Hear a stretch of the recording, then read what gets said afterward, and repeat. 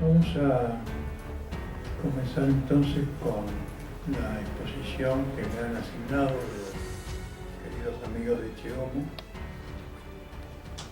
Es este tema de la psicología aplicada,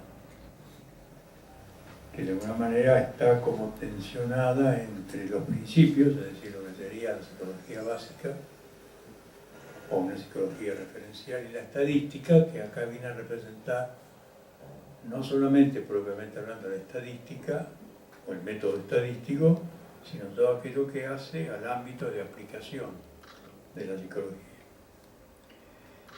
Lo que conocemos hoy con el nombre de psicología aplicada es el fruto de un largo proceso histórico, que no vamos a reseñarlo en detalle, ni mucho menos, pero vamos a hacer referencia a algunos puntos centrales, o a mi juicio centrales, de este proceso histórico. Y así diremos que quizás el antecedente más lejano en el tiempo de esto que es la psicología aplicada, debamos buscarlo en las obras de un filósofo alemán del siglo XVIII, Christian Wolff, quien en su obra Discurso preliminar sobre la filosofía general, publicada en el año 1728, introdujo una distinción, o mejor dicho, una separación entre una psicología racional y una psicología empírica. Que esos serían posteriormente, los dos títulos de sus obras más significativas. Porque después, entre los años 1732 y 1734, Wolff publica la psicología racional y la psicología empírica. Y Wolff concibe esta distinción en el marco de la metafísica alemana del siglo XVIII, que estaba asignada por la fuerte impronta del racionalismo cartesiano y bajo la neta influencia de Leibniz. Leibniz es realmente la influencia más directa a la que responde Wolff. Por tanto, su dualismo epistemológico, en cierto modo, es tributario del dualismo cartesiano, aun cuando en algunos aspectos hay una distancia entre Wolff y Descartes. Así, todo lo que atañe al alma, a la esencia del alma, a las facultades del alma, a las relaciones del alma con el cuerpo, todo aquello que según Wolff no puede ser aprendido por la experiencia inmediata, entendida la experiencia en un sentido estricto como de constatación de hechos mensurables y matematizables, todo eso que no responde a la experiencia inmediata, él lo remite a esta psicología racional, que además, según él, formaría parte de una metafísica especial. En cambio, todo aquello que tiene que ver con los fenómenos psicológicos que pueden ser observados, experimentados, todo aquello que tiene que ver fundamentalmente con lo que a partir de él se va a llamar las funciones psicológicas, entre las cuales se le va a prestar una particular interés a la atención. Los tratados de Wolff sobre la atención son clásicos, van a quedar remitidos al ámbito de la llamada ahora psicología empírica, que se va a distinguir como un saber evidentemente fenoménico y descriptivo. Bueno, ¿qué pasó a partir de Wolff? La psicología racional, esa psicología que estaba basada sobre todo en los estados de ánimo, en la función, en la introspección, no tuvo buen suceso. La verdad que esa psicología a poco perdió interés. Aunque hoy he visto en revisando algunos repositorios bibliográficos, que la psicología racional de Wolff está teniendo una cierta reivindicación en algunos ámbitos del pensamiento psicológico y filosófico. Pero, en cambio, la psicología empírica es así. Esa tuvo un buen suceso. De manera que, aparte del hecho un tanto curioso de que Wolf obtuvo su doctorado en filosofía en la ciudad de Leipzig en el año 1703, la misma ciudad en la que casi un siglo después Wilhelm Wundt, en el año 1879, va a establecer el primer laboratorio de psicología experimental, siguiendo en principio el camino de Wolf, de una radicalización de la empiría, de la psicología empírica, y por la brecha abierta en el campo de la fisiología, sobre todo, a partir de los estudios de Weber y Fechner primero, Weber después, sobre la psicofisiología y la psicofísica. Todo esto en el contexto de la fisiología moderna abierta por Claudio Bernard en el año 1840 y pico, cuando publica su famosa y célebre obra El método experimental en medicina, ¿no? Y esa psicología científica, que básicamente modernamente nace con Wundt, se fue separando progresivamente cada vez más de la filosofía y se fue asimilando cada vez más al modelo de la llamada ciencia positiva o experimental. No es un hecho menor, sino de la mayor relevancia, que los trabajos de Fechner y de Weber, que dieron lugar al nacimiento de la psicofísica, se desarrollaron, como acabo de decir, en el marco de la nueva fisiología de Claude Bernard. Con justicia se ha dicho que la medicina, a partir de Claude Bernard, va de la cama del enfermo al laboratorio. Es decir, a partir de Claude Bernard, en cierta medida, todos los juicios hay que matizarlos, desde luego, pero hay sobre todo un momento de brillo de la medicina positivista que va a privilegiar más el laboratorio que la cama del paciente. Y, cambiando lo que hay que cambiar, de alguna manera también la psicología hace un camino similar. Y entonces se va pasando de esa psicología de la introspección, como método principal de abordaje del psiquismo, a la psicología de la experimentación y de la mensuración del laboratorio. Y en este modo la psicología científica va acumulando una masa nada despreciable de conocimientos que fue configurando un auténtico corpus científico que se fue nutriendo de investigaciones que fueron aumentando y alimentando ese corpus de conocimientos científicos. Lo que pasó es que esta psicología científica, heredera en cierto modo de aquella psicología empírica de Wolf, fue adquiriendo cada vez más el carácter de una ciencia autónoma. Fueron cobrando gran interés las aplicaciones prácticas de esta psicología en diversos campos. Así, por ejemplo, en el campo de la clínica aparecen ya los trabajos pioneros en los primeros albores del siglo XX de Whitmer, que es considerado el padre de la psicología clínica y quien es el que acuña la expresión método clínico en psicología. En educación hay que destacar los trabajos del norteamericano Thorndike, que fue el precursor del conductismo. Tenemos otros autores como Hugo Münsterberg, que fue un discípulo directo de Wundt, que trabajó en Harvard, que dio un gran impulso a las aplicaciones de la psicología en el campo del trabajo. Y ya en las décadas iniciales del siglo XX aparece el psicoanálisis, que en cierto modo aparece como una cierta disrupción de toda esta psicología cientificista, ¿no?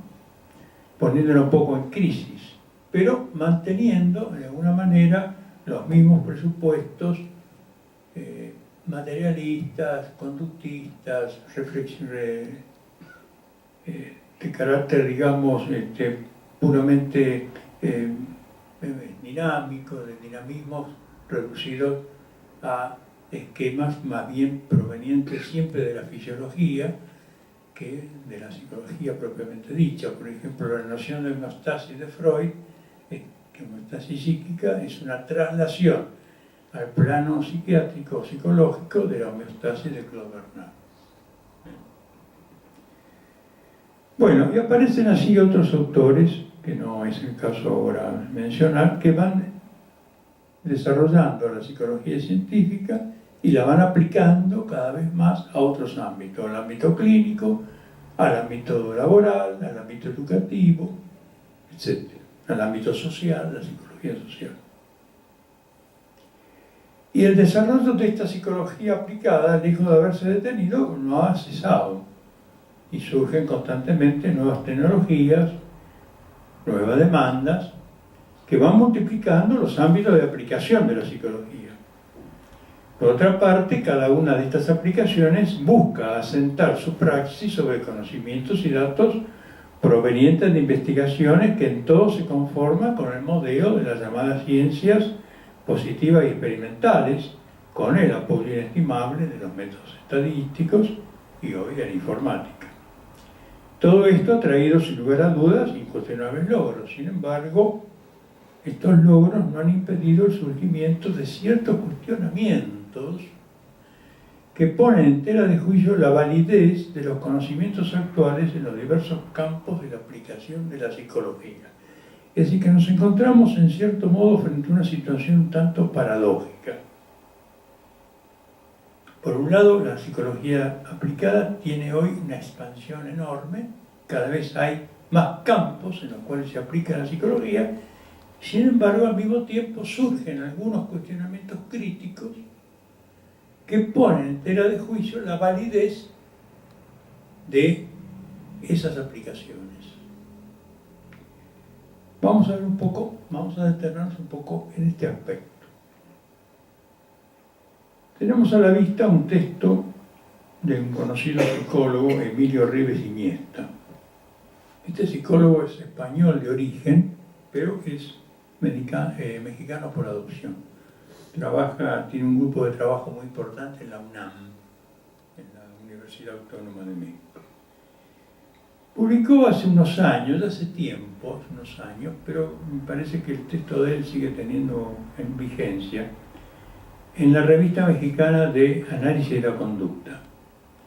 Un artículo muy interesante que ya desde el título va planteando algunas cuestiones de interés. Por ejemplo, dice, el artículo se llama así: reflexiones sobre la aplicación del conocimiento psicológico. ¿Qué aplicar o cómo aplicar? El título ya plantea una cuestión de alto interés, ¿no? Es decir, ¿qué es lo que tenemos que aplicar cuando hablamos de psicología aplicada y cómo lo tenemos que aplicar? Y leemos ahí, por ejemplo, entre otras cosas, voy citando más o menos textualmente, dice: el surgimiento de nuevas tecnologías y demandas en los últimos 30 años ha estimulado el crecimiento del ámbito de aplicación de la psicología. Bueno, eso lo dijimos. Algunos ejemplos notables de este fenómeno son las así llamadas psicología de la salud, la psicología ambiental, la psicología política, la psicología institucional, la psicología del deporte, la psicología comunitaria y muchas más que podrían nombrarse, dice Ribes. Sin embargo, es sorprendente que esta ampliación del espectro aplicativo de la psicología haya tenido lugar sin que hayan ocurrido, prestar atención a esto, ¿no? Estos cambios, esta expansión de la psicología aplicada ha ocurrido ha sucedido sin que hayan ocurrido paralelamente cambios significativos en lo que se refiere a la consistencia conceptual y metodológica.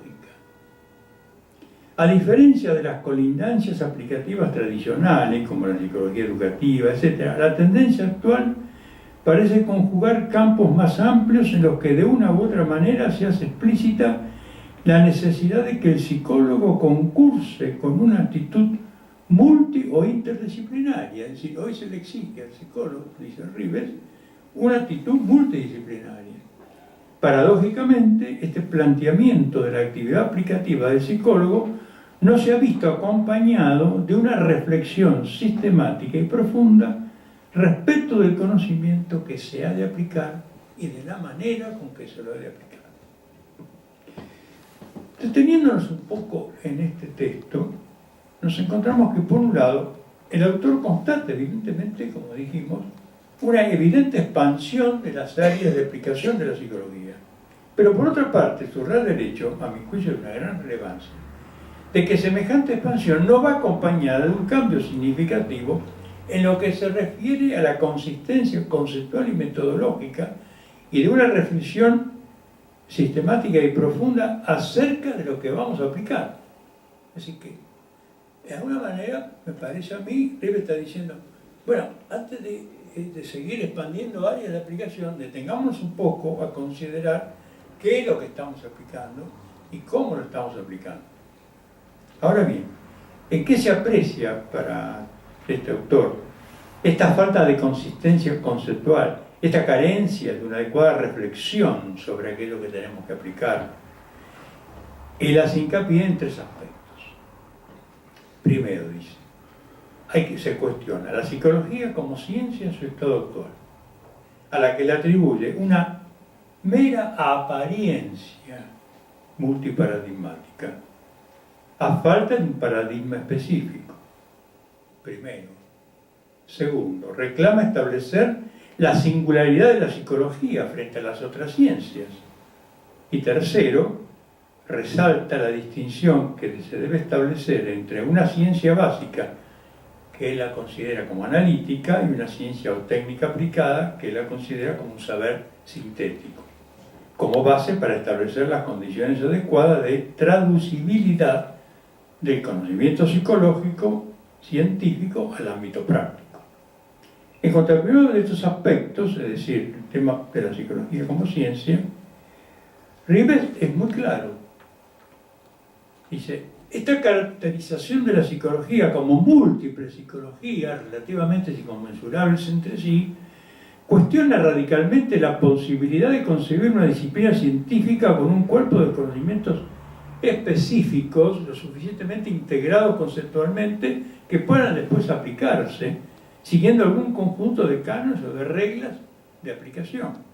En el mejor de los casos, se tendría que concebir la existencia de múltiples psicologías paralelas aplicables, con ámbitos de pertenencia distintos. Lo que está señalando Rives, me parece a mí, si no he entendido mal el texto, es una situación de la psicología como ciencia caracterizada por una multiplicidad de paradigmas, lo que imposibilita o al menos cuestiona que ella pueda presentarse el día de hoy como un cuerpo de conocimientos específicos suficientemente integrados. Es decir, la psicología no aparece hoy como una ciencia única, sino antes bien como una ciencia múltiple, con las consiguientes dificultades que ello conlleva a la hora de formar las respectivas, de formular las respectivas aplicaciones. Eso lo hemos dicho muchas veces nosotros, desde nuestra modesta tarea en hecho, hemos cuestionado la fragmentación y la falta de unidad epistémica de la psicología o de esto que se conoce hoy día como psicología. El segundo aspecto, Rives sostiene que la psicología solo puede fundamentarse como una disciplina de conocimiento científico con un ámbito específico de fenómenos y de problemas, de un modo similar, dice él, a otra disciplina, como la física, la química, la biología, cuyo objetivo fundamental es el conocimiento entendido en términos de sistematización y de explicación, y no en términos de una mera aplicación práctica. Es decir, que se trataría de formular lo que nosotros conocemos como una ciencia teórica antes que una ciencia práctica. Por último, otro elemento significativo que hay que tener en cuenta en la lectura de Rives es el discernimiento que hace el autor entre un conocimiento científico y un conocimiento técnico. Esta distinción es crucial a la hora de establecer las condiciones de transmisión o de traducibilidad de los conocimientos del ámbito científico al ámbito técnico. Rives propone algunas condiciones de dicha traducibilidad que él denomina condiciones alternativas. Esto es muy importante y muy interesante, porque no solo él reivindica la necesidad de una psicología básica, que sería una ciencia eminentemente teorética, sino que además distingue los planos epistémicos de lo que es una ciencia teórica de lo que es una ciencia práctica o aplicada. Aunque la terminología de él no sea exactamente esta, pero apunta hacia esa distinción. Y por otro lado, lo interesante es que a la hora de formular criterios de aplicación, y de pasaje de lo teórico a lo práctico, él propone tres: una teoría científica, una teoría de la individuación y una teoría del desarrollo. Es decir, una teoría científica, es decir, proponer un modelo científico de ciencia teorética de la psicología, una teoría de la individuación, es decir, conocer los individuos a los cuales se va a aplicar los conocimientos científicos, y una teoría del desarrollo que tiene en cuenta la evolución diacrónica de las realidades sobre las cuales se va aplicando el conocimiento teórico. Va de suyo que el marco de referencia filosófico y epistemológico de Rives no tiene nada que ver con nuestro propio marco filosófico y epistemológico, del marco del realismo. Sin embargo, nos parece que estas apreciaciones que hemos traído a colación, en la medida que contienen un diagnóstico de situación de la psicología científica y de la psicología aplicada, a mi juicio plenamente válido, resultan en cierto modo coincidentes con las que pudieran formularse desde la perspectiva de la psicología realista. En este sentido, resaltamos tres aspectos coincidentes. En primer lugar, respecto, como dije antes, del estado de la psicología como ciencia, carente de unidad. Hoy no podemos nosotros definir seriamente qué es la psicología. En segundo lugar, también coincidimos con Rives en la necesidad de una neta distinción entre conocimiento teórico y conocimiento técnico. Y por último, la necesidad de buscar alguna interfaz, como dice él, algún modo de traducibilidad de los conocimientos de un ámbito al otro. Ahora, lo que nosotros podemos observar en líneas generales, cuando hemos repasado la bibliografía más o menos actualizada de ciertos ambientes del quehacer psicológico, es que en realidad la psicología aplicada viene a desarrollarse dentro de un marco de cierta orfandad, tanto científica como epistemológica, ¿no? Y esta situación ha dado lugar a la aparición de algunas voces críticas que han puesto el acento en las dificultades que actualmente representan los intentos de trasladar sin más los datos que se obtienen en las investigaciones llevadas a cabo mediante los diseños habituales, con sus respectivos análisis estadísticos, al campo concreto de los casos individuales, en los que entran a jugar variables que por sí mismas se muestran renuentes a las generalizaciones. Estas voces críticas representan un amplio espectro de posturas que van desde quienes niegan por completo la utilidad de las investigaciones hasta los más moderados que intentan formular condiciones alternativas de traducibilidad del conocimiento especulativo básico al campo práctico o técnico.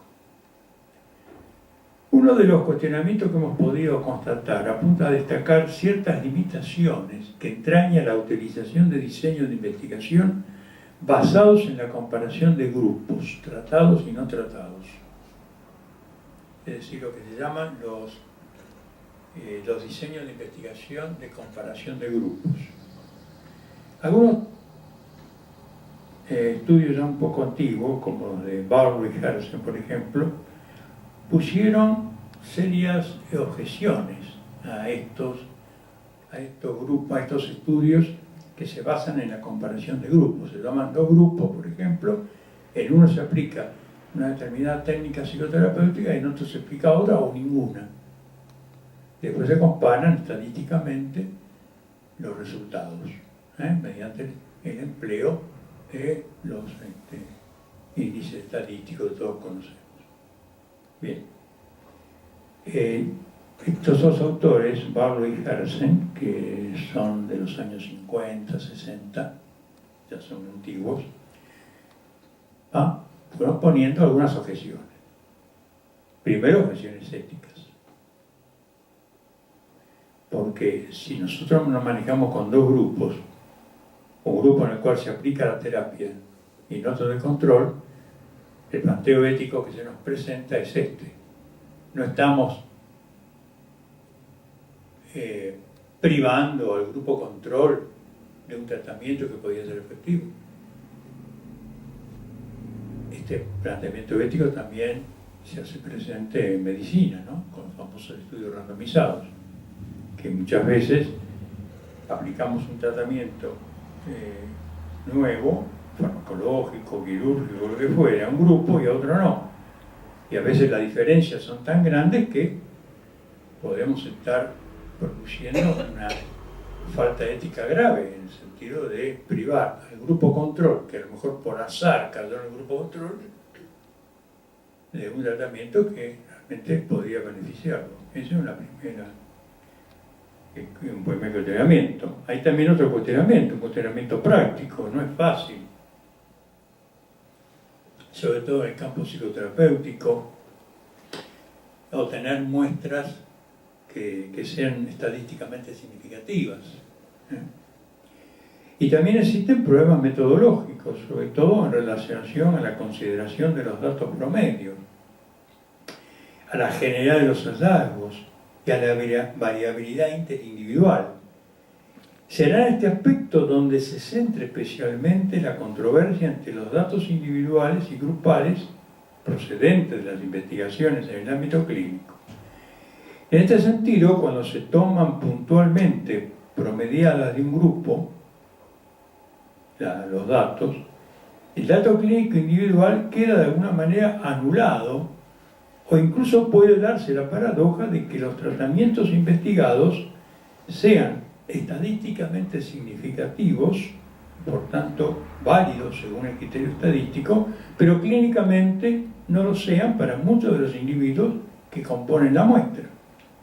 También puede ocurrir que ante un mismo tratamiento unos pacientes mejoren y otros no, o que incluso entre los que mejoran lo hagan en ausencia de tratamiento debido al efecto placebo. Pero hay más, y es que aún consiguiendo un grupo homogéneo al que se le aplica un mismo tratamiento, es inevitable que aparezcan diferencias individuales entre los sujetos, puesto que cada individuo aporta una historia, una personalidad y unas disposiciones propias, prácticamente imposibles de controlar en un estudio de comparación de grupos. Precisamente por lo anterior, dado que los datos grupales no reflejan cambios individuales, no son fácilmente transferibles ni traducibles a los casos individuales. Reitero la validez de estas observaciones, que no son mías, son observaciones que provienen de varios autores que he tenido ocasión de leer y de consultar, y que provienen del campo de la psicología clínica, sobre todo del campo de la psicología de la conducta. Sobre todo del campo de la psicología de la conducta, de cuño skinneriano, los trabajos de investigación, de comparación de grupos han sido fuertemente cuestionados. El mayor cuestionamiento de la validez de los diseños de investigación que comparan grupos viene del ámbito skinneriano, del continuo skinneriano. Se le atribuye a Skinner una observación interesante. Dice, es preferible observar 1000 horas una rata que observar 1000 ratas una hora cada uno, ¿no? De manera que esto viene de campos que no son precisamente lo de la psicología realista del doctor Abut y del doctor Vázquez. No son ellos los que vienen, los que cuestionan. También sería interesante, por ejemplo, un dato. Ya en una lejana convención de la American Psychological Association en 1958, Carl Rogers, que es uno de los padres de la psicología clínica, cuestionó estos estudios grupales. Y en 1969, en otra reunión internacional, directamente llegó a recomendar el abandono total de las investigaciones formales en psicoterapia.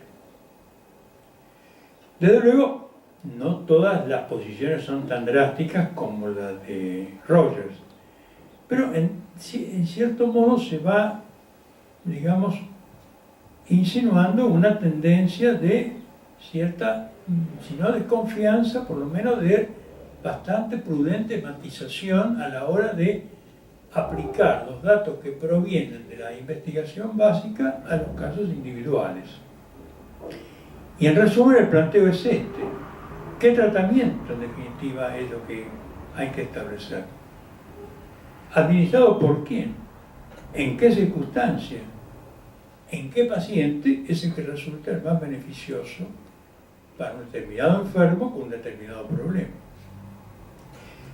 Otro autor, por ejemplo, David Kanter, de la Universidad de Liverpool, en un trabajo también muy interesante, publicado en una revista que se llama Suma Psicológica y que tiene el título de Psicología Aplicada, tiene esta frase que me parece realmente de sumo interés. Dice: no existe una psicología aplicada como una disciplina separada, distinta de la psicología pura, en la misma forma que la ingeniería puede observarse como separada de la física. Un uso imprudente de técnicas psicológicas conduce al riesgo de interpretar el lenguaje corporal sin entender la teoría de la comunicación, de medir la inteligencia sin entender la naturaleza de los procesos cognitivos humanos, o de interpretar los sueños sin comprender el proceso del dormir y de la fantasía. Realmente es muy interesante este cuestionamiento, ¿no? Y bueno, entonces, brevemente descrito el panorama, ¿qué podemos aportar desde la psicología realista de estas cuestiones? Bueno, ya para no ir aburriendo mucho y para ir un poco perfilando el final y las conclusiones, yo diría que desde un punto de vista de la perspectiva de la psicología realista, nosotros podemos hacer un doble aporte. Primer aporte, un aporte de carácter epistemológico. Y segundo, un aporte de carácter psicológico o psicoantropológico. Desde lo epistemológico, lo primero que se ha de dilucidar es cuál es la ciencia que en la actual se reconoce como la psicología básica o teórica, que es la que provee los conocimientos que luego han de ser transferidos a las respectivas áreas de aplicación. Nosotros dijimos en el inicio de nuestro estudio que lo que denominamos la psicología aplicada tiene su antecedente en la lejana división wolffiana de psicología racional con psicología empírica. Pero hay que tener cuidado acá, me parece, porque la psicología empírica de Wolff no coincide sin más con lo que llamamos psicología aplicada. Porque en realidad esa psicología empírica de Wolff, que después, como hemos dicho, se continúa con la psicología científica, es ella la que va a constituirse en la psicología ahora teorética o básica, que va a ser la ciencia proveedora de los conocimientos que se van a transmitir al ámbito técnico. Y ahí está, a mi modo de ver, la dificultad, porque la psicología empírica de Wolff nació mutilada y huérfana. ¿Mutilada por qué? Porque fue desgajada de la unidad arquitectónica de la vieja ciencia del alma, que es la ciencia arquitectónica, que domina y ejerce una rectoría sobre todas las disciplinas que se ocupan de alguna manera y de alguna medida del alma, de su naturaleza, de sus afecciones, de sus operaciones. ¿Y por qué de orfandad? Porque eso la redujo precisamente a la ausencia de un paradigma, de un pattern referencial y de un debido anclaje en una filosofía, en una recta filosofía. Entonces, cuando esta psicología empírica, mutilada y huérfana de Wolff, pasa a ser la moderna psicología científica, con todos los cambios que hemos apuntado, ella es la que hoy pasa a ser la psicología básica. De manera que aquí, digamos, se ha producido como un doble hiato epistemológico. Por un lado, lo que hoy se considera la psicología básica, que es la que provee los conocimientos a traducir o a transmitir, es una psicología básica que está, digamos, escindida de la ciencia del alma. Y por otro lado, el segundo hiato epistemológico es que entre esta psicología básica, que ya ella es hija de una escisión, sufre a su vez una nueva escisión, al menos una nueva problematicidad, a la hora de que esos conocimientos, hoy llamados básicos o teoréticos, se apliquen al campo técnico, al campo psicoterapéutico, por ejemplo. Entonces nos enfrentamos a una doble cesura, a un doble hiato epistemológico. Es muy importante, me parece a mí, que lo tengamos en cuenta. Y ahí es donde nosotros podemos hacer un aporte que me parece que es significativo, que debemos hacerlo con mucha humildad, por supuesto, ¿no? Porque lo que más se echa de menos en los ámbitos científicos odiernos es la falta de humildad. Todo el mundo cree que es el iniciador de la ciencia, que antes de él no hay nada. Y todo el mundo cree que su pequeño ámbito de referencia es toda la ciencia. Entonces hay que tener humildad científica. Y volver a lo que tantas veces hemos dicho y hemos de alguna manera plasmado en algunos textos, en algunos que hemos escrito, ¿no? Es decir, volver a la unidad de la psicología como ciencia. Esto de dividir la psicología en racional y empírica es, como dice Fabro, la dificultad capital que se ha proyectado sobre todo el campo de la psicología en la época actual, porque la psicología es una sola. Tenemos que volver a la unidad de las viejas ciencias del alma, volver, por ejemplo, a ese admirable prólogo, ese proemio que Santo Tomás de Aquino pone al comentario del descenso sensato de Aristóteles. Allí encontramos un orden, una estructura que va vertebrando y dando unidad, pero una unidad analógica, no unívoca, a todas las ciencias que se ocupan del alma. Y la ciencia del alma está colocada en la cima, es la ciencia arquitectónica, no de todo el conocimiento científico general, no. Es la ciencia arquitectónica de todo lo que tiene que ver con el alma en general, con los vivientes en general y con el alma humana en particular. Y a través de sucesivas concreciones, esa ciencia del alma que trata de lo más general, de lo más común que tienen todos los seres animados, que es precisamente este principio que los hace vivir, que los hace ser y operar, que es la psique, por sucesivas concreciones se va, digamos, desarrollando de manera armónica y ordenada y va como descendiendo a otros campos, por ejemplo, a ciertos problemas específicos del alma con el cuerpo, todo el tema de la sensación, por ejemplo, que Aristóteles, justamente en el libro Descenso Sensato, habla de la sensación y lo sensible, al campo de la memoria y la reminiscencia, por ejemplo. Y aún más todavía, en las últimas estribaciones de este orden, está la biología. Están las ciencias que se ocupan de los seres vivos individuales. De manera que, en contraste con la fragmentación wolffiana y todo lo que vino después de Wolff, en este texto que yo les invito a la lectura y a la reflexión del texto de Descenso Sensato de Santo Tomás, uno lo que ve ahí, lo que esplende en ese texto, es un orden. Pero el orden no es unívoco, porque ese es otro problema que tenemos con el tema del orden hoy modernamente. Creemos que el orden es una unidad monolítica, una unidad en que todo es igual y se confunde. No, no. El orden es plural por definición, porque el orden es justamente la reducción de lo plural a la unidad. Eso es el orden. El orden es la recíproca relación y armonía de cosas que son plurales y que están referidas a una unidad. Pero cada una de esas pluralidades conserva su propia autonomía y conserva su propia consistencia. Y ese es lo que no se entiende cuando hoy hablamos del orden y de la unidad.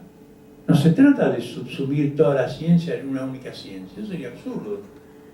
Se trata de ir escalando y de ir jerarquizando nuestros conocimientos científicos en una noción de orden que, técnicamente hablando, es un orden analógico, no unívoco. Y en el marco de esta unidad debemos tener en cuenta todavía, y esto se vincula directamente con cuestiones que nos son próximas, como la psicoterapia y la psicología clínica, la relación entre las ciencias teóricas y las ciencias prácticas, que es otro de los grandes pilares de la epistemología tomista. Esa neta distinción, y que de alguna manera el autor que veíamos, Rives, de alguna manera ha vislumbrado. El entendimiento especulativo se hace práctico por extensión, dice Santo Tomás. Por tanto, la psicoterapia y la psicología clínica no son sino extensiones al orden práctico de una y la misma visión del hombre y de su naturaleza. Por eso la gran tradición filosófica ha entendido siempre que todo arte supone un conocimiento acabado de la naturaleza sobre aquello lo que colopera. La idea del arte que tiene la técnica de Santo Tomás es riquísima. Él habla de una materia artis. El artista tiene que conocer la naturaleza de la materia del arte, que es persistente al arte. El arte no crea la materia sobre la cual actúa. La materia le es dada. ¿Y cuál es la materia de la psicoterapia? Es el hombre. Es el hombre enfermo. Esa es la materia, esa es nuestra materia artis. Y tenemos que conocer profundamente esa materia artis. Y eso es lo que nos lleva de la mano al segundo aporte que podemos hacer, el psicológico o el psicoantropológico. Si, como vimos desde ciertos ámbitos de la psicología aplicada actual, se hace necesario buscar nuevas condiciones de traducibilidad de los datos obtenidos en las investigaciones a los individuos concretos, la clave que nosotros proponemos respecto de esa traducibilidad o esa interfaz, como se dice, es la referencia última de todos aquellos datos que nosotros podemos obtener en los trabajos de investigación a la unidad corpóreo-anímica sustancial de la persona humana como centro único y universal del ser y de las acciones del hombre. Cuando David Canter, en el texto que cité antes, señala el riesgo de interpretar el lenguaje sin entender la teoría de la comunicación, o de medir la inteligencia sin entender la naturaleza de los procesos cognitivos humanos, está proclamando una verdad tan enorme como olvidada.